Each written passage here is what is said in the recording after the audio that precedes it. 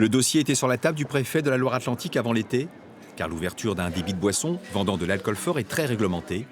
À Nantes, cette carte n'avait pas bougé depuis 2013, alors que la ville a beaucoup changé. L'ouest de l'île de Nantes vient de rentrer dans ce périmètre, une réglementation plus contraignante. L'idée ici est de pérenniser les bars existants. En revanche, l'État et la ville consultée aimeraient susciter l'installation de cafés sur 3 grands axes en plein centre de Nantes. Des lieux à redynamiser, comme l'allée du Gué-Trouin, en face de la place du commerce.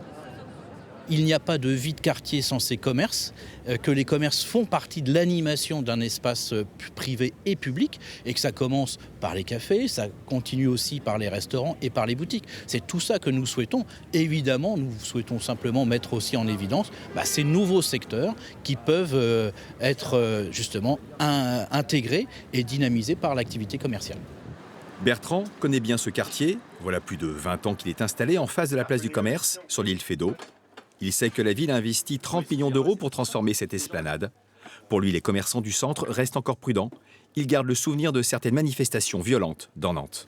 Il faut autre chose que des locaux libres et un changement de réglementation pour faire revenir les commerces dans le centre-ville. Attention, les banques aujourd'hui ne prêtent plus sur aussi facilement qu'avant, puisqu'il y a eu beaucoup d'échecs et beaucoup de liquidations judiciaires, et 2, sur des taux qui sont bien différents.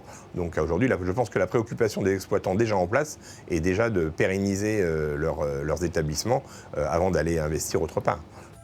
L'un des paradoxes aujourd'hui, c'est qu'avec ce nouveau plan, la préfecture souhaite, sans le dire vraiment, attirer des bars dans le centre de Nantes pour repousser certains petits trafics et finalement ramener de la tranquillité dans l'espace public.